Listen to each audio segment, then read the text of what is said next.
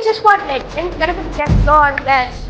Hello everyone, I am Cyber Soren. Today I am going to show you how to draw Ganapati using glass painting. Bright, colorful and full of joy.